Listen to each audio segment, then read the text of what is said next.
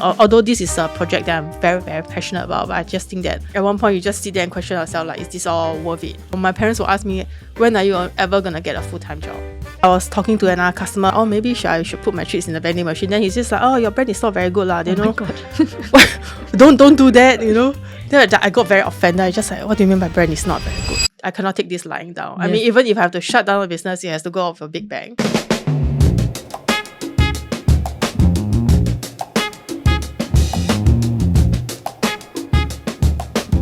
Hi everyone, Debbie here, co-founder of Studio Damn. Welcome to Damn Good Stories. We are thrilled to have you here. Thank you for listening. At Damn Good Stories, we sit down with founders and brand builders to understand what it takes to build a brand from scratch. Today, we have the amazing Ming Hui from the Dog Grocer. TGG is a Singapore pet lifestyle brand redefining what it is to nourish and care for our pets. Passionate about sustainability, quality nutrition, and conscious pet parenting, she's built a community around healthier, happier lives for our furry companions and their Pawrents. We'll be discussing what it really takes to stick to your values, especially when it's easier not to. Let's jump right in. Hi Ming Hui, welcome. Hi. If someone to ask you what is Dog Grocer, what would you say? I would say it's a crazy idea that I had to combine the concept of sustainability with amazing, mind-blowing dog treats and food. Where did the inspiration come from? I've always been keen on the sustainability part, whereby I like to recycle, upcycle stuff. And I also have a great love for animals. And I also have a dog, which she is very, very picky. So that pushes me to explore what kind of treats I can make for her that will actually have her get excited over. So then when I was brainstorming about how to put these two together, then the Dog Grocer came about, whereby we put dog treats in bulk bins and then people can shop as little as they want, as much as they want. And especially for picky dogs, they get to try a variety to see if it's a texture preference or protein preference or a flavor preference. Before you started this concept, was there something like that in the market? Not really. They do have bulk bins for humans. But then, for pets, not really. Yeah. And especially when it comes down to the flavors that the Dog Grocer creates, is, I would say, very unique in the market at the point in time when we launch.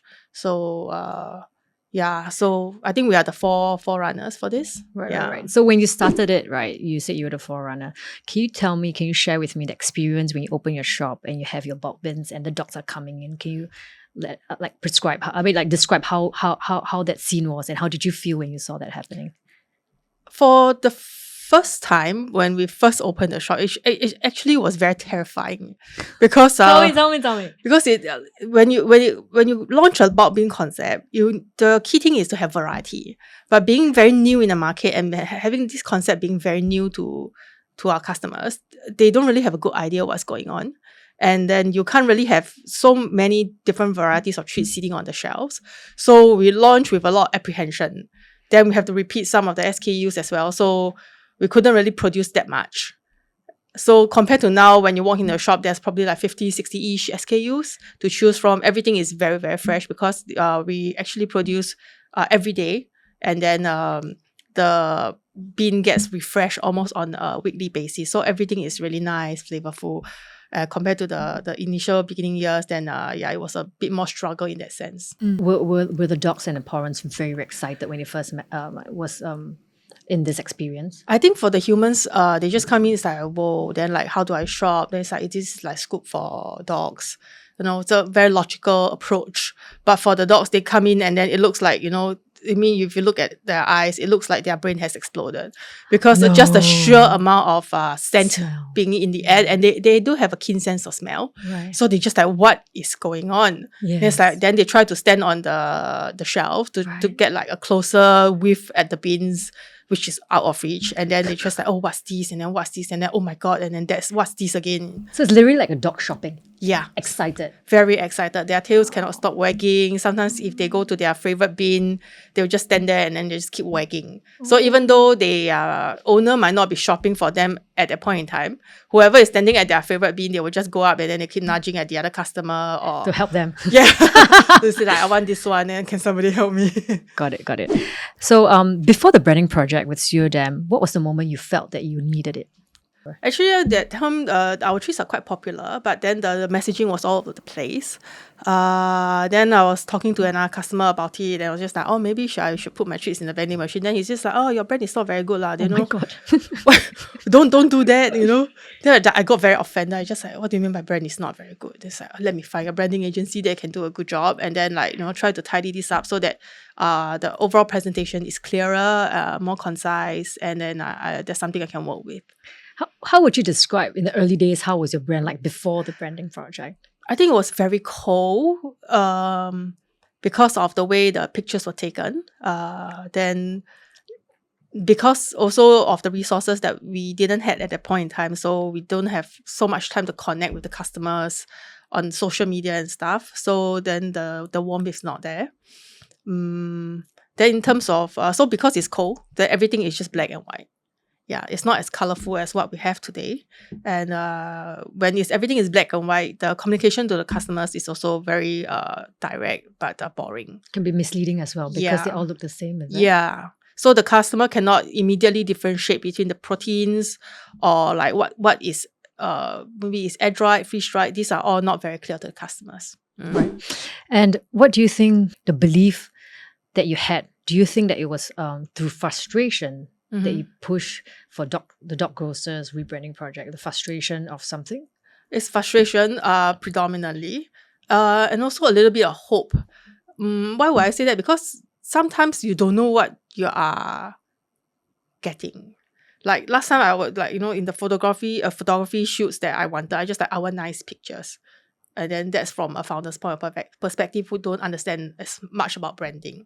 But then what it takes to have nice pictures is a whole new effort, so I want nice boxes, but then these boxes actually took like so many months to come up with. Right. Yeah, so these are what I didn't expect.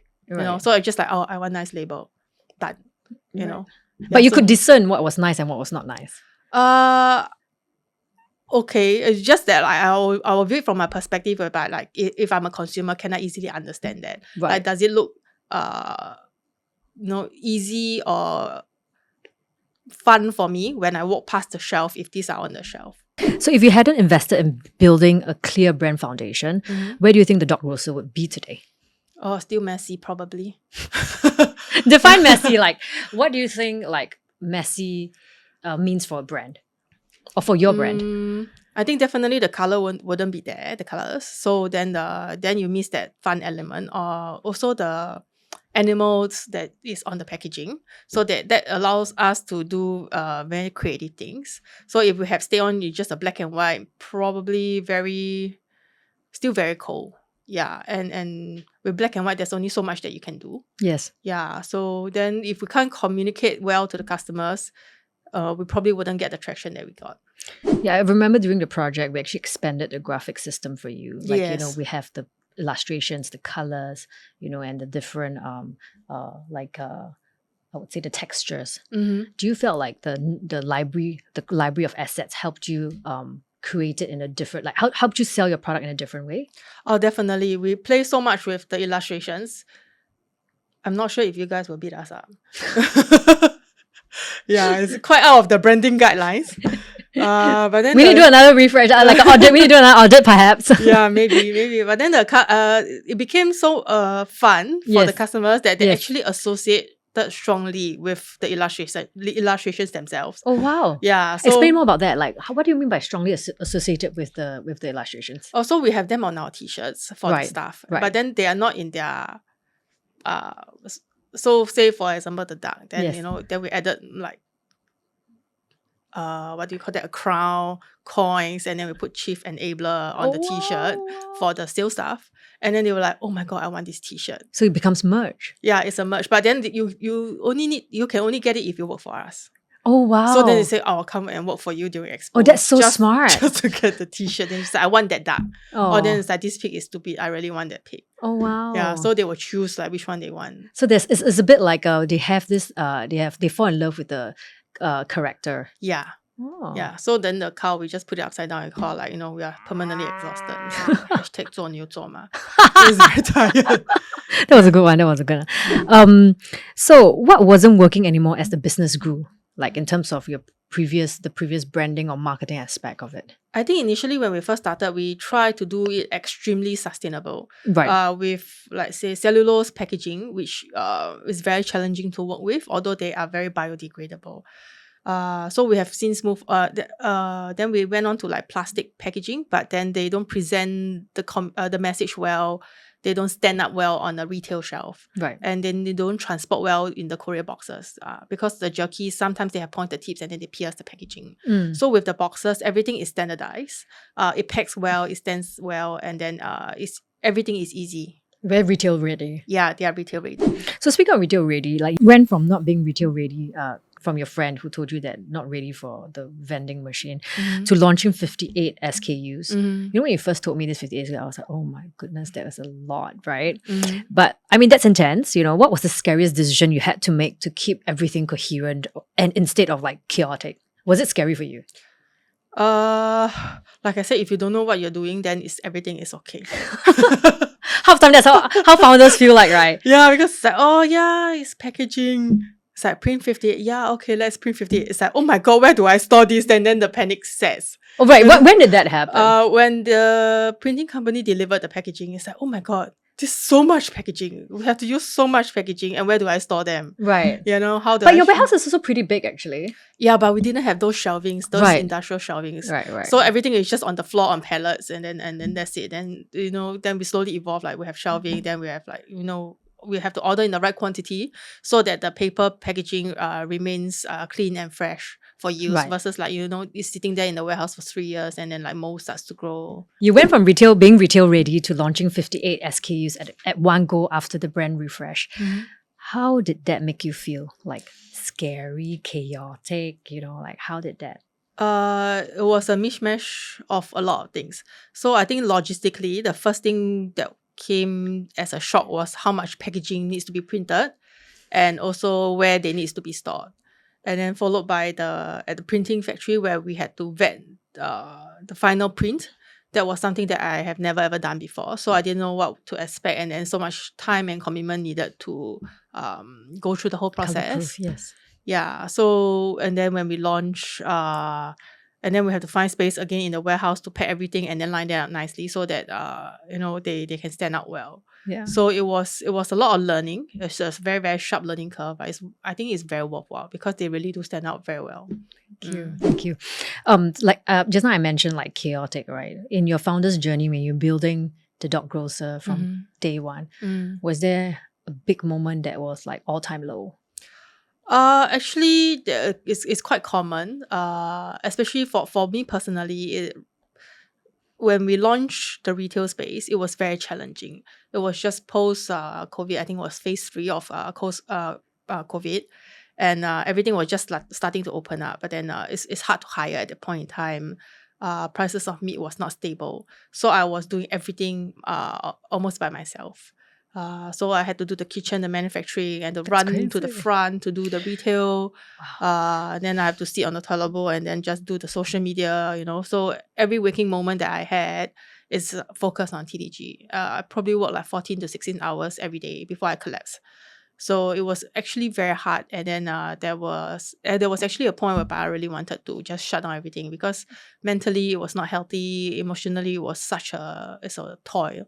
Right. To just keep doing. Although this is a project that I'm very, very passionate about, but I just think that at one point you just sit there and question yourself, like, is this all worth it? You know, Right. what is it that I want to do? Right. Yeah. So do I really want to continue working 14 to 16 hours a day, or do I want to spend time with my dog and do something a little bit, what people say, Less like, painful. Yeah, less painful, more meaningful, or my parents will ask me, when are you ever gonna get a full-time job? Right. And they don't see that building your own business is a full-time job. Surprisingly, they don't. So although my father he built his business on his own, right, and my mother supported him all the way. But then, you know, in their generation, when they look at their children, everybody is just like, you study well, you get a good job, and then you climb the ranks. And that has never applied to me whatsoever in my imagination or reality. I just don't believe in that story. So, right. Yeah, so I decided to choose the entrepreneur path, and it was quite a difficult journey. Yeah. So you know the moment when you said that you wanted to throw in the towel, you know, like it was quite bleak. I mean, you know, and I mean, founder's journey or entrepreneurship journey can be very lonely. Yes. How did you turn things around?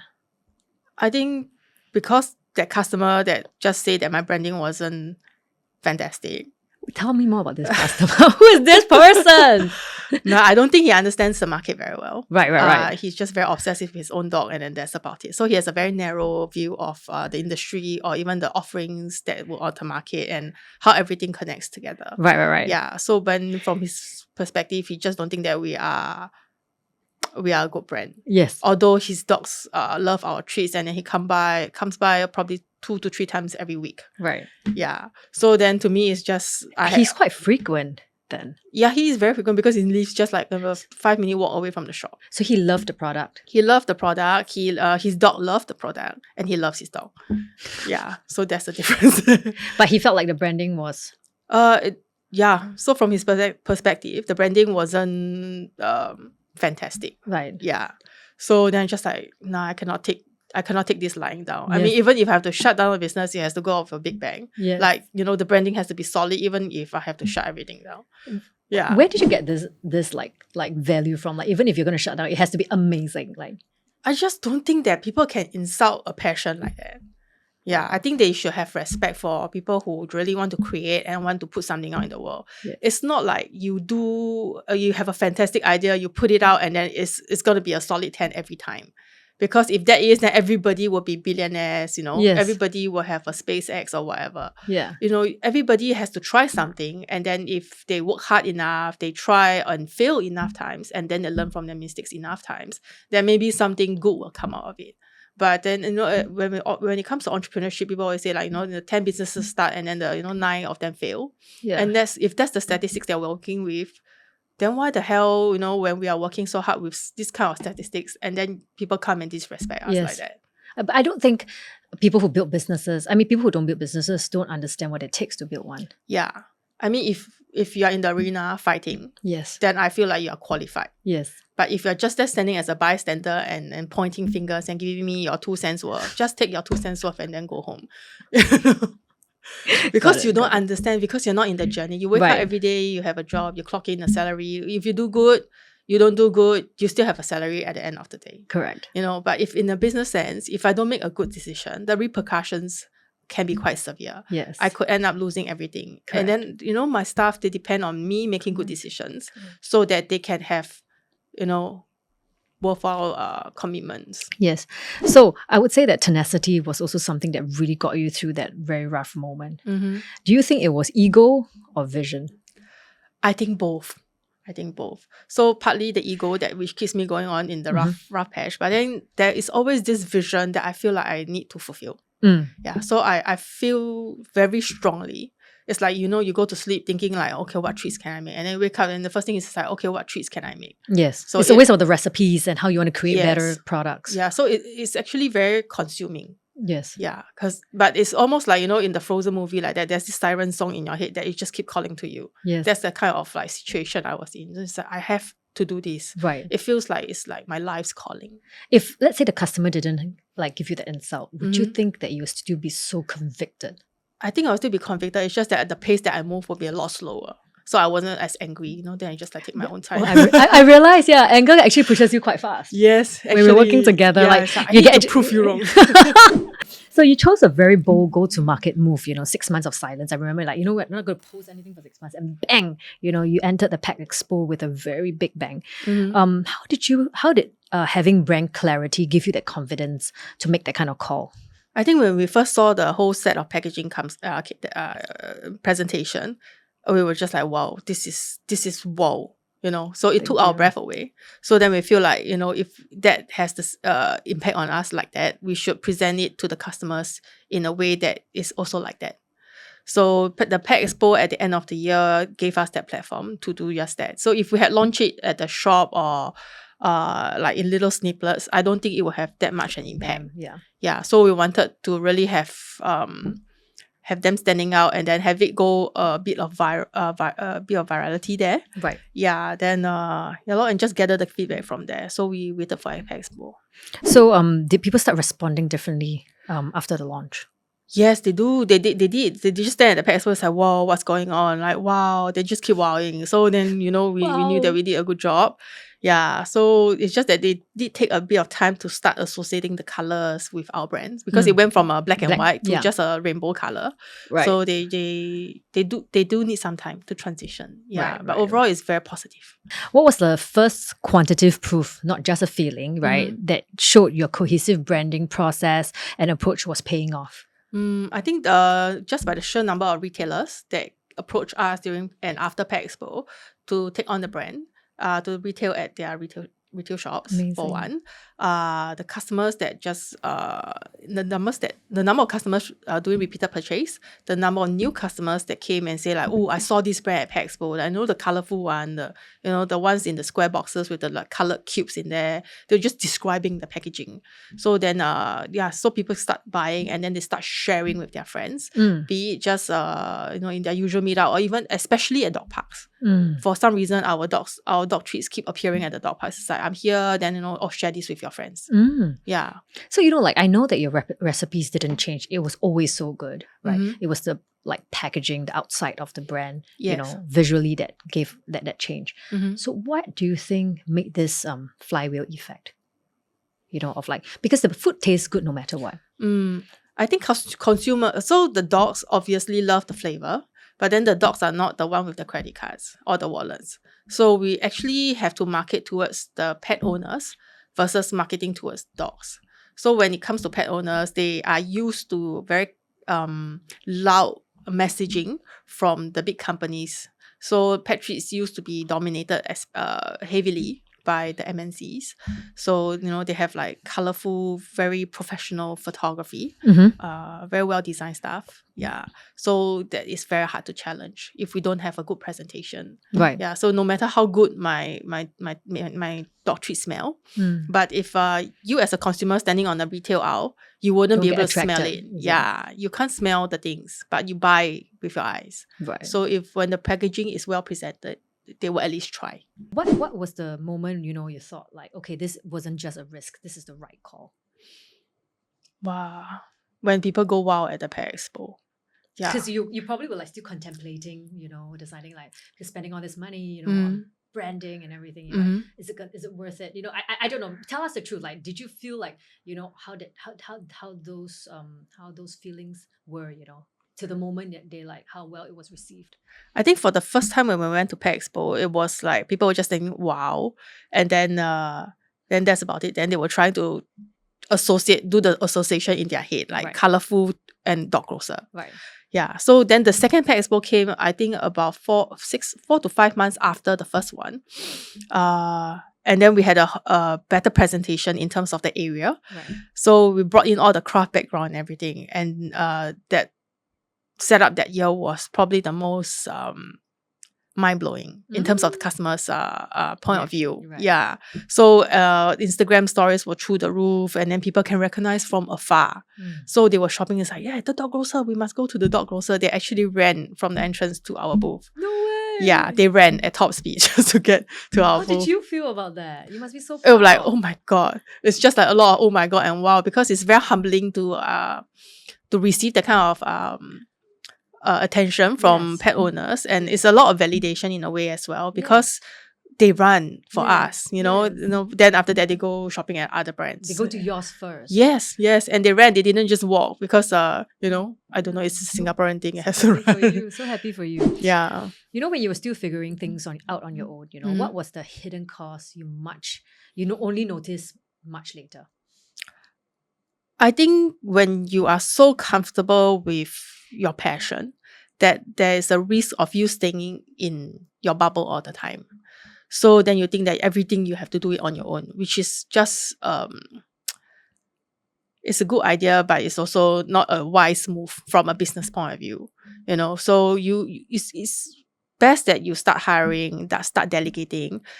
Even though you are not sure if you're hiring the right person or whatever, these are all the little steps that you have to take, and then maybe potentially mistakes that you need to make so that you can learn and then get out of the comfort zone. So find someone else who can do a better job than you, and then get them to do their very best. Yeah. So if I have to police do something with the brand guidelines, I don't think I would do as good a job versus a marketing expert that can do that. Yeah, so I think I held on too long before hiring. But now it's easy. Now it's okay. So do you feel like building a team around the brand, the right people, Mhm. is exceptionally important? Yes, definitely. A team is always a solid team. Yeah, will be the best. I think Simon Sinek once said that employees are the people who help you fulfill your dreams. Yes. Yeah. So find the right employees. Hire slow, fire fast, as always. Oh, You that's know. me, yes. Yeah, and it's hard to do. It's easy to say, but it's hard to It do. is hard to do. It's like, Yes, imagine yes, if I yes. have to fire someone. You Yes, know. yes, yes. But then that's the way of life, lah. You just need to find the right people who can support you and then help you Because fulfill for the purpose, dreams. I think. Mhm. Yeah. Yes. What was a decision you now take 5 minutes to make, but last time probably 5 days? Wow. I would say recipe formulation for one. That's very easy now because I have a very good sense of the market and what the pet owners wants. Then in terms of the branding, yeah. So sometimes we'll come up with different concepts to branch off, then, I would know, like, if my team can support me in certain very, very crazy ideas. Tell us some crazy ideas. Can I? Past crazy ideas, not new Pa- ones. Past crazy Past ideas. crazy idea. What crazy idea that we have? Yeah. Okay, so Chinese New Year that just launched, we made this huge ass meat coin. It was this big. No way. It was So this big. big. Yeah. Really? Yeah. And then I dug up a square hole in the middle, so it actually looks like a Chinese coin. This for the dogs, right? Yeah, this for the dogs. One dog. Yeah. I mean they can break it up and share. They So can like, let's say share. the dogs visiting also. Yeah. So it was just the visual impact of it. It's just really, really funny. Can So sell. This one yeah. was a product. It was a product that we sold. How, I bet it's sold a lot.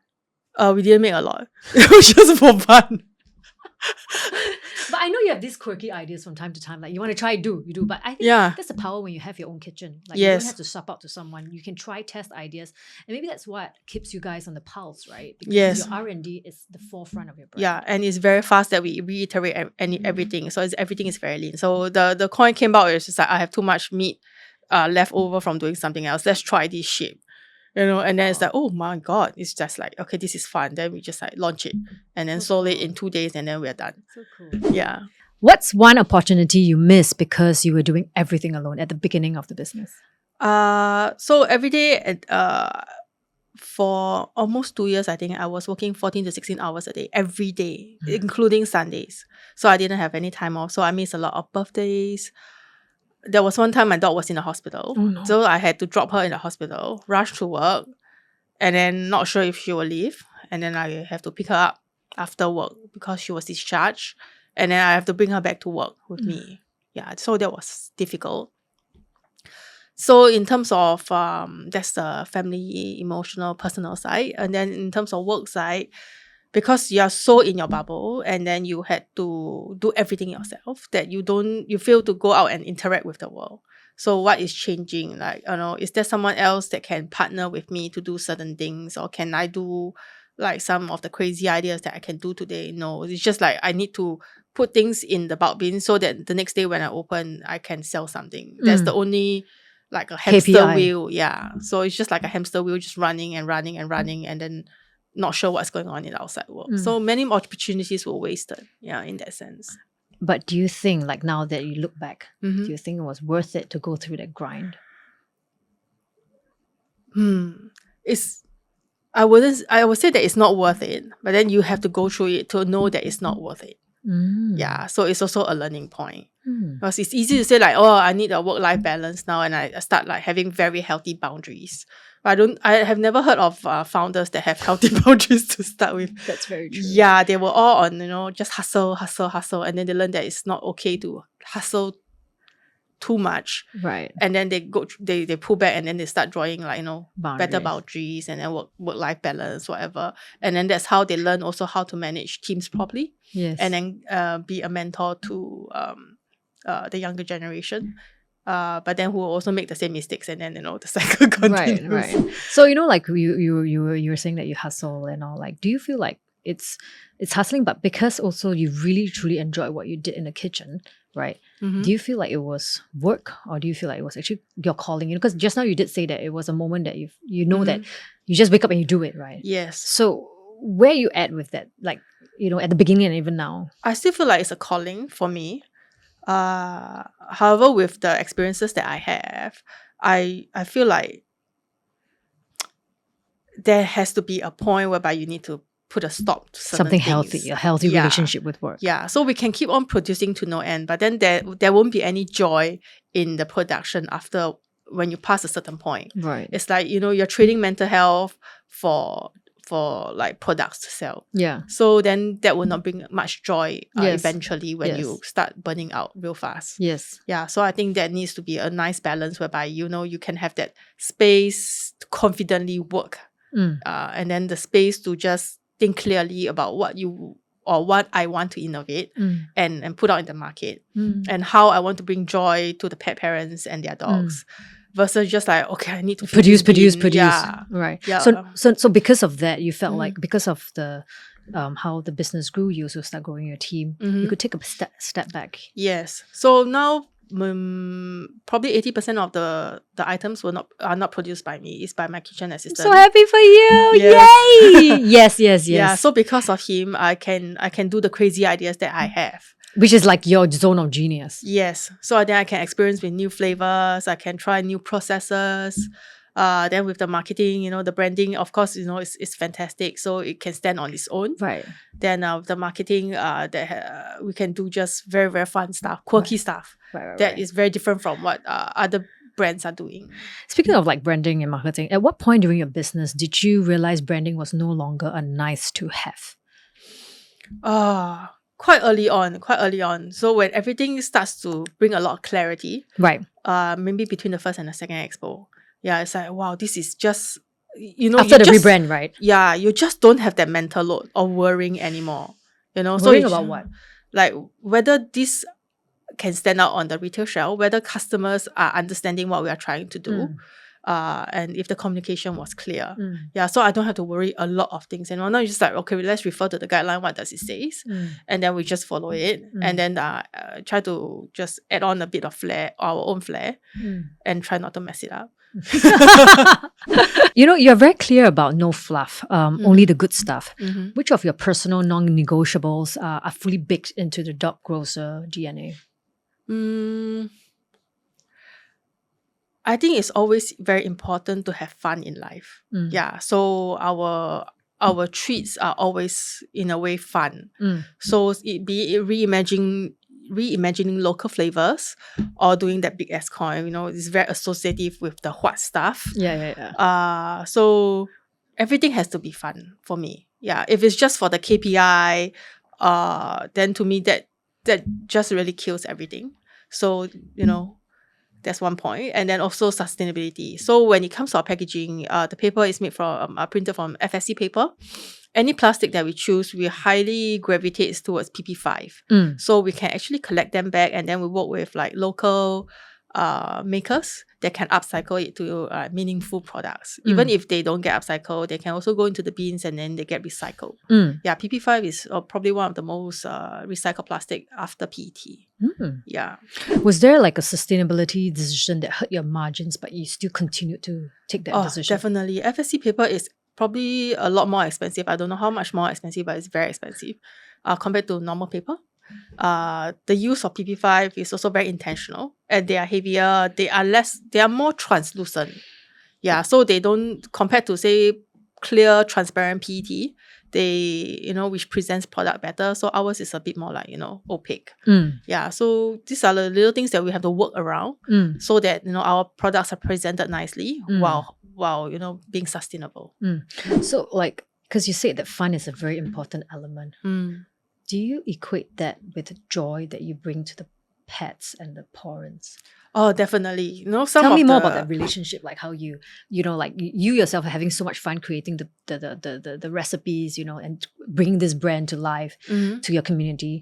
How do you see that, converting into happiness and joy? Okay. So when, say, every Christmas, we actually have a 12 days to Christmas box whereby there's like a small little pack of treats which you open 12 days before Christmas. So you open one every day. So some of the customers are so hyped up about this because we've been doing this for, I think, 5 or 6 years. They will get their Christmas tree ready in October. And they will October there. October, yes. Then they will keep hyping us like, is the box is coming? Is the box coming? So sometimes we are so busy, I'm not sure if the box is coming. so it's always very last minute. Then they will just like give us ideas like, okay, how about you try this? How about you try Because they want the that? box to be there. Yeah, they want the box to be there, and they want certain like creations of rendition of what they love. Right. Yeah, if we are able to make it, then okay. Because sometimes, like, say my dog cannot eat bone Yes. for some reason, and then Yes. all our candy canes have bone. Yeah. So can I have the boneless one? Okay, then they give us suggestions. Right. Yeah, so then they get very excited as to how we interpret their idea, and then they can get to open one every day. Then their dogs are also very excited because they look at the box, it's like, this is my box, and they don't know what's the surprise. They know that. They know that. Wow. And sometimes we try different flavors or different creations in there, and then the dog also will be like, after you tear out the packaging, the dog will be like, this flavor? No, really? yeah, and then Wow. they they will do some crazy dance, or they will spin, Oh my or they will goodness, so tail will cute. wag until it's almost dropping off. Oh. Yeah, or they will just like That bark joy. at their parents for like taking so long a time to film it for Instagram or Facebook. Aw. Yeah, so it's just ridiculous as to how they react. How does all these joy that you create for people honestly make you feel? Oh, I feel very happy and very honored to be honest. Wow. Yeah, cause Yeah, tell me more about that. so when you have a pet, and from that perspective, like at least from my customer's perspective, they are almost like a kid. They are my kid, my fur kid. So naturally, I want the best for them.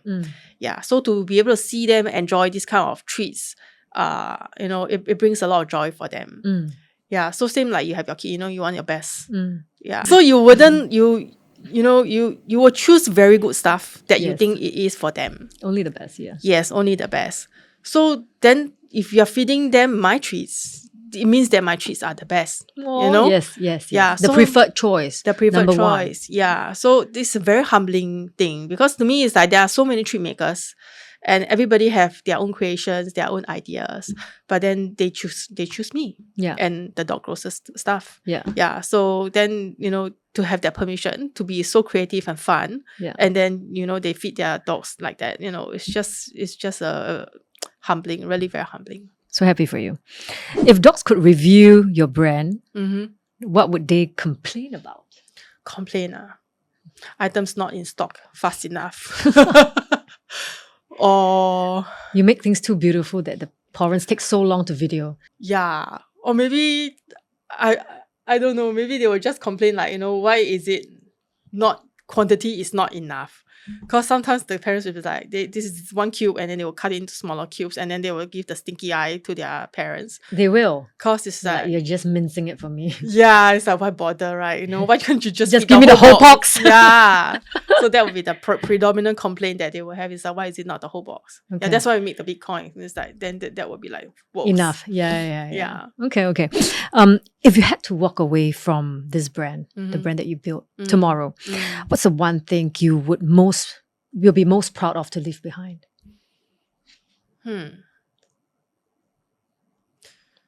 Wow. I think probably the idea and the audacity that pet treats can be so mind-blowingly flavorful and colorful and fun. What's the most expensive cost TGG has ever paid for? The most expensive thing that we have to pay for would be the retail shop. So, everything wants to be online now and being delivered now. So people slowly lose the touch of being in a community or having that personal approach. And with bulk bins, we can't really sell online per se. So with the bulk bins at the shop, people get to come down to experience what it is like, to shop with your dog instead of shopping for your dog. Yeah. So, the rentals have been going up exorbitantly. Fitting out a shop is expensive. So every time we open up a new location, it's a lot of money that we have to come up with, to present this idea and concept to our customers. Yeah, so that would be our biggest cost, followed by staffing and all the nitty-gritties. But do you think it's necessary to put the to cost that in for your retail? I think the retail experience is something that we can offer to our customers that no other brands can offer. And I think just for the sheer look of the dogs when they walk into the store and have that, explosion of smells to them. Their playground. Yeah, I think it's really worth us paying the rent just to be there, because, in Singapore, the dogs don't actually get to shop with their owners at many places. There's only so many little places that they can go to. Even if it's at a cafe, they just pretty much sit there, and then just zone out. That's not shopping for them. It's not an experience for them. Yeah, it's not. So if they can come in, they can start sniffing, they can try different treats, they can choose their own toys. To me, that's doggy heaven. And then that is very worthwhile. Okay, okay. If you had 100K today, $100,000, would you invest in people, product, or brand? Branding I've done already. So I'll probably do a little bit more refresh just to bring it up to date because it's been a while. And then next thing I'll just focus on people.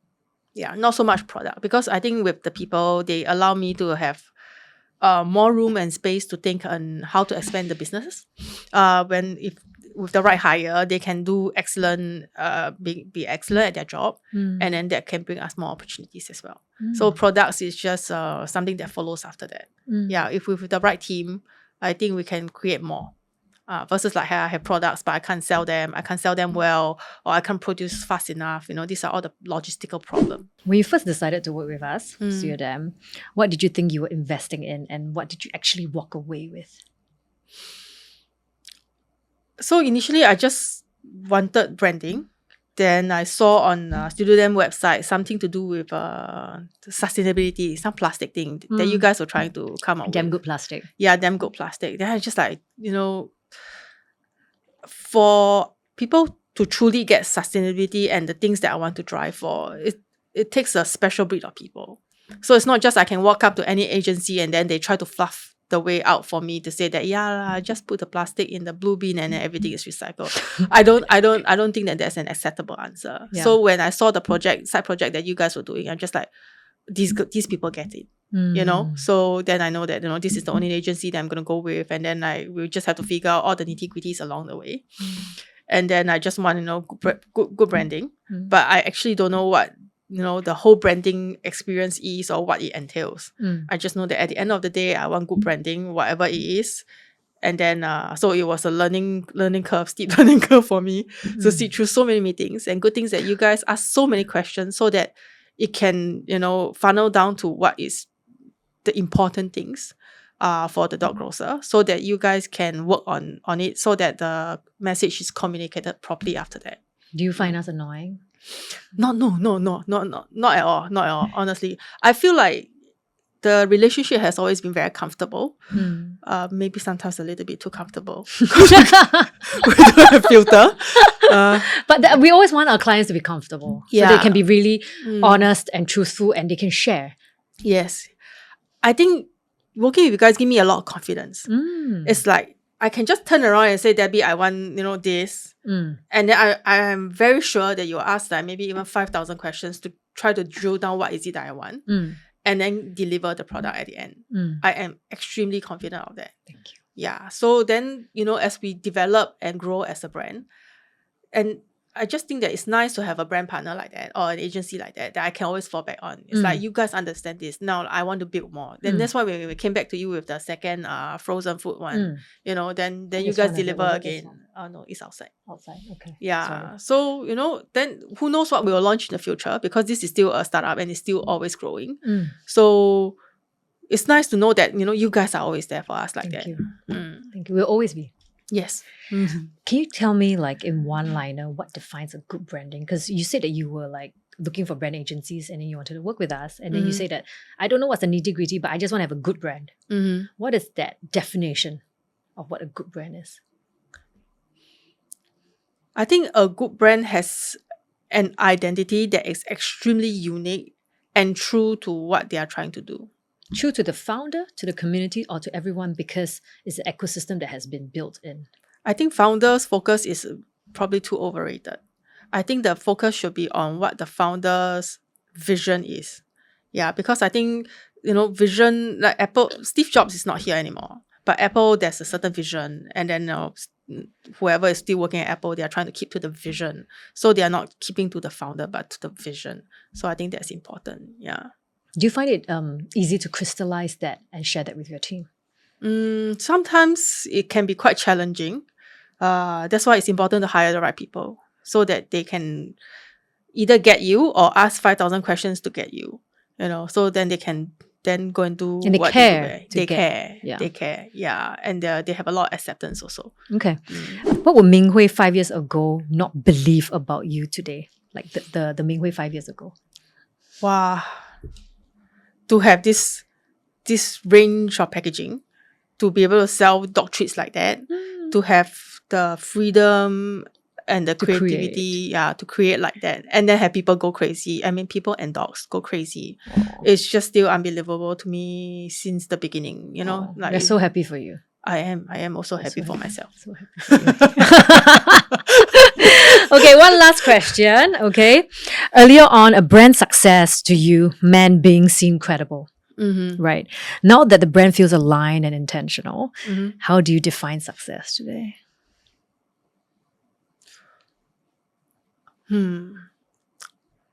How do I define success today? I think success is in the little moments when customer A shares something with customer B, because it's like, my dog really loves this, and then your dog should try it. Or like, your dog has certain allergies, then maybe you can go to here and get your treat so that your dogs don't have that issue anymore. So it's problem solving, it's community based. So I find that like when my customers work together like that, I just find it very meaningful. And to me, that's success. It's not about the numbers or the money. It's about like having that platform for them to do that.